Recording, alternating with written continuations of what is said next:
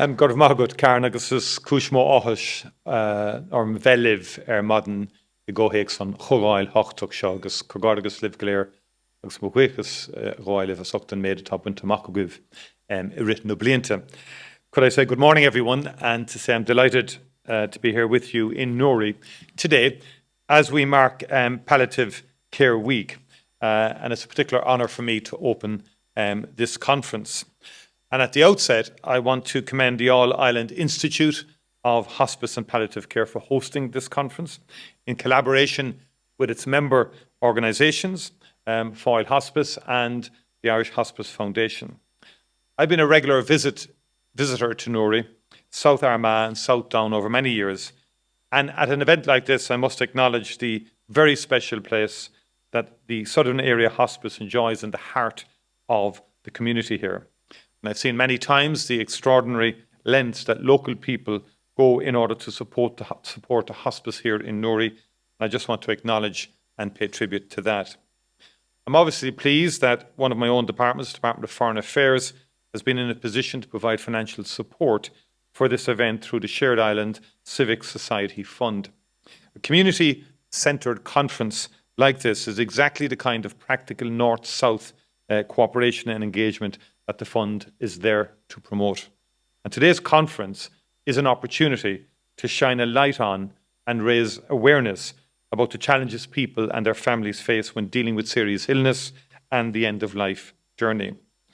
It is an opportunity to highlight the centrality of palliative care to a caring and compassionate society and the profound difference it can make to people's lives. People often think that palliative care is only about end of life, but of course it can benefit people at all stages of illness. Crucially, it improves the quality of life of those who are suffering, but also family carers, as the quality of life of the person with palliative care needs. So many families on this island have seen their loved one manage serious illness or live out their last days with dignity, thanks to the extraordinary work of their palliative care teams. And it also gives those who encounter illness and their families some peace of mind at an earlier stage in their journeys, knowing that such care will be available when needed. In my own city of Cork, we are very fortunate to be home to Ireland's oldest hospice, Marymount University Hospice. Founded in 1870, a special place that, just like Southern Area Hospice here in Newry, and each and every one of the hospices around this country means so much to the local community and to the people of Cork. I have the privilege of visiting Marymount regularly and seeing at first hand the great support and relief that it offers people at a difficult time in their lives. And as an interesting aside, when I was Minister for Health for the period 2000 to 2004, I became particularly involved in hospice through the work of Tony O'Brien, who was then Clinical Director and who chaired the first Palliative Care Council and was essentially, with others, the author of the first Palliative Care Strategy of 2001. And at that time, you might remember Atlantic Philanthropies and Chuck Feeney, who had been investing hugely in university education, and I would have dealt with Atlantic Philanthropies as a Minister for Education prior to that. They came to see me as Minister for Health, and they indicated they wanted to invest in areas around elderly care, as they put it. And they hired, I can't think of his name, a consultant from Johns Hopkins, who came to Ireland. I met him in advance, and he said he was going to tour around the country. And he came back a number of months later and said to me, from his perspective, the most impactful and best aspect of, and he used the phrase of Irish care system and the Irish elderly care system, was our hospice. And he was particularly struck by the community ethos and the ethos generally that was within our hospice sector, which at that stage was still significantly underdeveloped. Now, Marymount benefited from that because two things. Atlantic Philanthropies gave 10 million. I'd committed 50% of the funding, and there was a lot of community funding raised as well, which is important because that community underpinning of hospice is something we cannot lose as we increase state involvement and state intervention. We have to retain that community underpinning of hospice. But they also help with the design of the hospice and said to those who were sponsoring the project, don't stay in the old building, get a new site and do a proper modern patient-centred hospice and family-centred hospice. And that was the outcome of that. And I've retained an ongoing interest. And of course, all of our families benefit from hospice. And I make a point of saying to people, sometimes, not in too crude an interventionist way, but I do say to people, you should encourage your loved one to go to hospice. Because the quality of time that you have with a loved one in hospice is far superior than anything else that you might experience, particularly towards the end stage. And I know this from my late mother-in-law, and I've said this at different events. She was a very healthy 93-year-old, was diagnosed very quickly with a brain tumour, had only a number of weeks to live.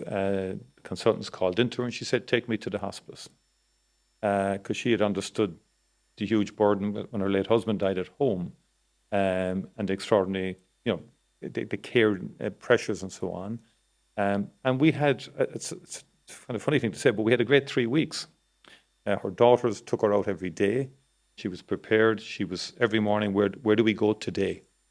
And everyone had time and conversation and so forth. And to me, that is the real magic of hospice. And I think the challenge is to share that with people as much as we possibly can.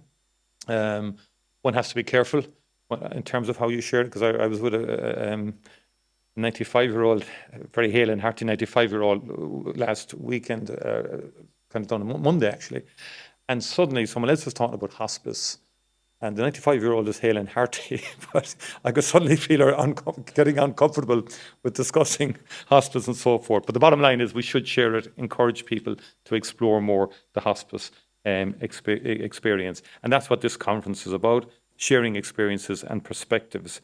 From the government's perspective, we do value palliative carers, very special and highly skilled group, and the exceptional care that is offered, as I've said, is very broad-based. And we do need to continue to invest in human capital and to make sure that we have enough people coming through with the requisite skill levels, particularly on the social, emotional and spiritual needs of people. And to me, hospice is the sort of care that any genuinely compassionate and caring society should offer to people in time of illness and distress. And that's why in government we're committed in our programme for government to publish a new national adult palliative care policy strategy for adults. That will be launched tomorrow. The Minister of Health said he has some millions attached to it.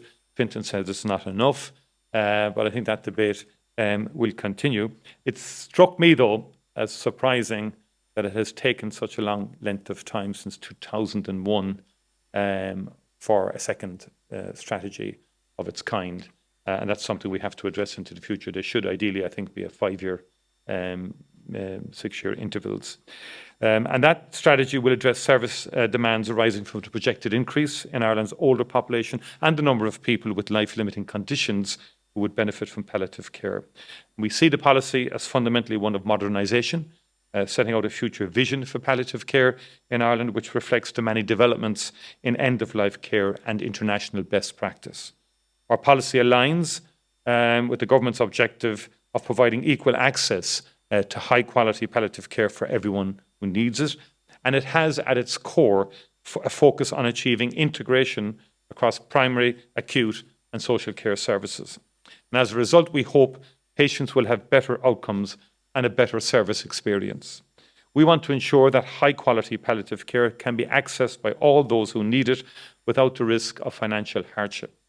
And with this aim in mind, as a government, we increased the total annual palliative care budget allocation to almost 160 million this year, which is an increase of 25 million euro on the previous year. And as I said earlier, I'm pleased that Shared Island money helped support this conference. And in that context, I want to explain the background, if you don't mind, about what Shared Island is all about. When I established the Shared Island initiative in 2020 as Taoiseach, it was designed with a positive vision for the future of our island, a vision for a more confident, inclusive and prosperous island for everyone, north and south. And I was clear from the start that such a vision has to include compassion and care for those in our communities who are experiencing ill health. The Shared Island Initiative comprises essentially three strands. First, investing and cooperating to improve life across the whole island, supported through our 1 billion Shared Island Fund. You will enjoy a direct benefit of that here in Newry, Mourne and Down, with the construction of the iconic narrow water bridge now underway just a few miles down the road. And second, we're all listening to all communities through the Shared Island Dialogue series and other engagements to hear people's ideas, expectations, fears and hopes for the future. And finally, obtaining a better understanding of the island with a major programme of published research, both intense academic work on problems shared by us all, and also the first ever systematic programme of research considering our economic, social, cultural and political connections today and where they could go in the years ahead for mutual gain. The initiative is rooted in the Good Friday Agreement's core commitment and potential to strive in every practical way towards reconciliation. It aims to unlock the potential of the Good Friday Agreement in a very practical way by deepening cooperation and connections across borders and communities. More broadly, this type of cooperation is intended to deliver a step change in what we achieve through partnerships with North-South and both North-South and East-West. This step change is to be delivered through engagement with all communities and traditions on the island, respecting where they are in their views to build a vision for our shared future. This approach includes fostering cooperation in areas such as healthcare, which can deliver important and tangible benefits to people's lives, and where an all-island approach is the most pragmatic option. Our actions today, north and south, in healthcare and in other areas, will shape what follows, what kind of future is possible. And my vision for this future is encompassed in the message of this conference today: a compassionate and fair society where all are entitled to dignified and equal treatment. My government is taking sincere, ambitious, sustained action now to enable the best prospects for our shared future on this island, however it may be constituted. I've always been clear that I wanted the Shared Island Initiative to be a whole of society endeavour, and that in order to be effective and impactful, it had to be embraced as a whole of government priority. And I've been pleased, therefore, to see all government departments engage with the Shared Island Initiative with such enthusiasm. It's now firmly embedded in government policy and as an established way of how we work with one another on this island across a range of policy areas.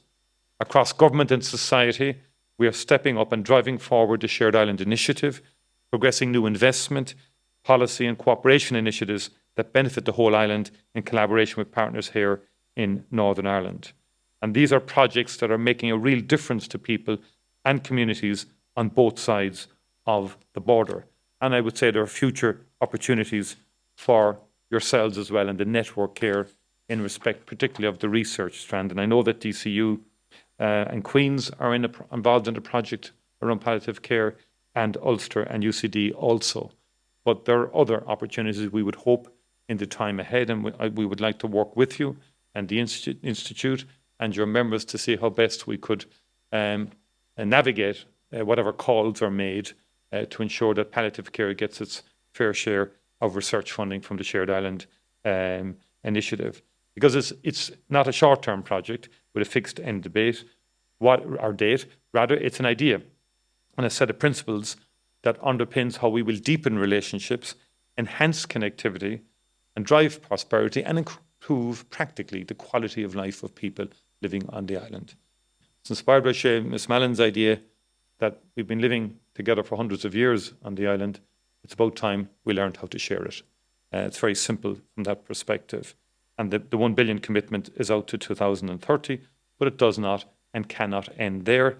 And we'll continue in the years to come to develop collaboratively, take forward major new investment and cooperation projects that build a shared island. And of course, healthcare has been one of the better areas where cooperation has been very effective. Very good progress has been made in terms of all island healthcare services to date by looking at common need and consolidating resources north and south we ensure that people receive the treatment they need, irrespective of where they're based. One obvious and beautiful example is Children's Health Ireland, where children across the island are being treated pediatric congenital heart and lung disease. Another is the Northwest Cancer Centre at Alton Area Hospital in Derry, which I visited, and Alton cardiac services for people in Donegal.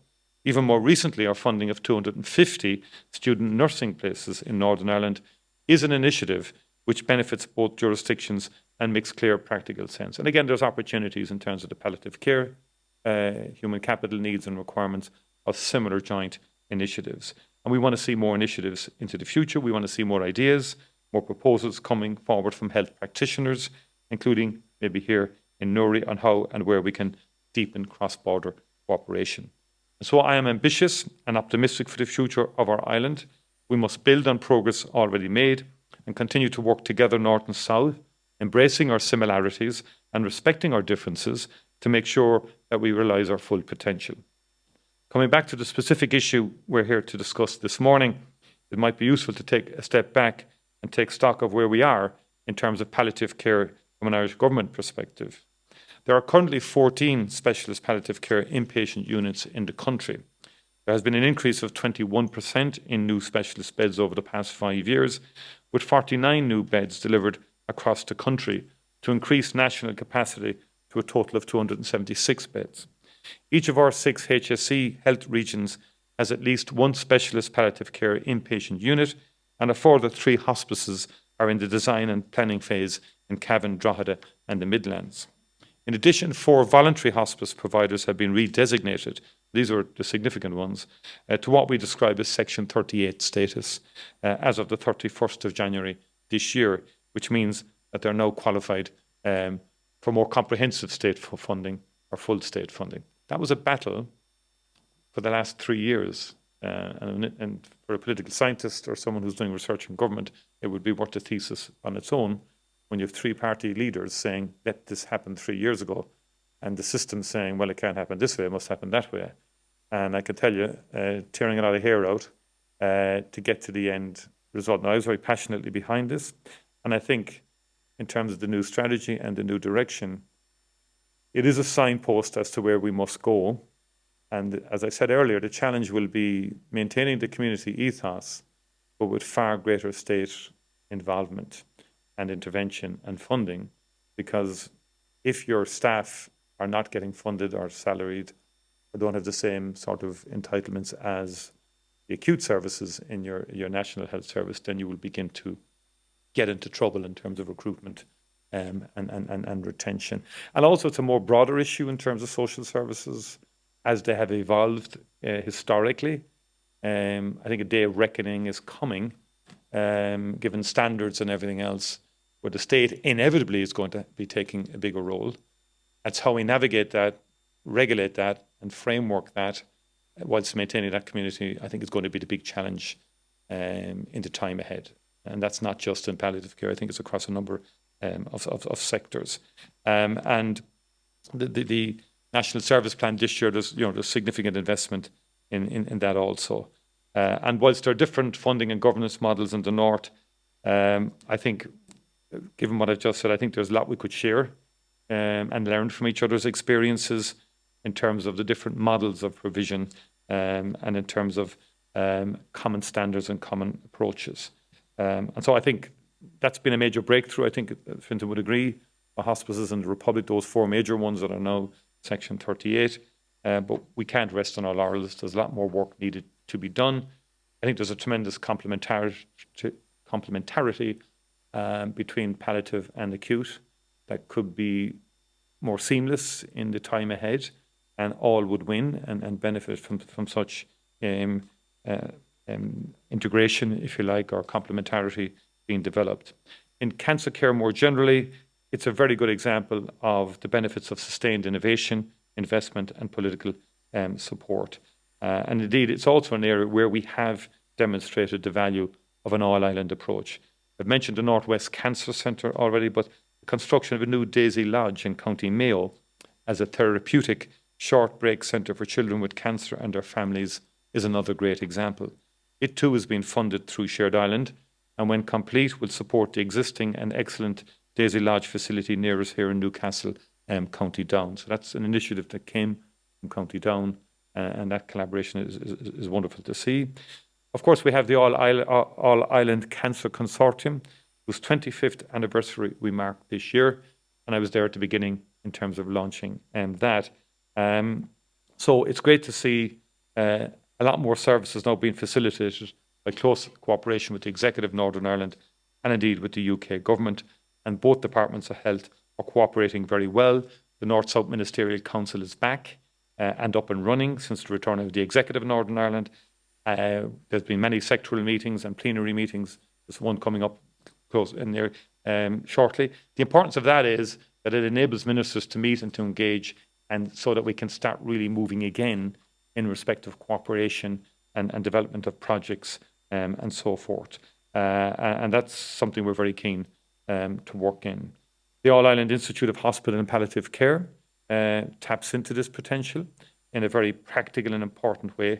And I want to pay my tribute to the invaluable work of this institute, to Karen and Fintan and the team here, because you are an organisation that works collaboratively north and south for the benefit of people right across the island, integrating research, education and practice to support service users and carers, and developing and improving palliative care for the island. It's very important work, and I thank you for that. And I want to say a heartfelt thank you to all of the dedicated and hard-working family carers and caregivers and palliative care services across this island who give expert, compassionate, sensitive care to our loved ones with life-limiting conditions. We have made a lot of progress in improving palliative care services across this island over the last 2 decades. But by continuing to work together through initiatives such as Palliative Care Week, we can build on these achievements, and we can greatly improve the lives of those living with life-limiting conditions. I want to wish you every success in terms of this year's Palliative Care Week, and I look forward to continuing cooperation with the Institute, with the palliative care community, to build a healthier and more quality life for families and for peoples across the island, to make it a better place for all of us who call it home. Thank you very much indeed.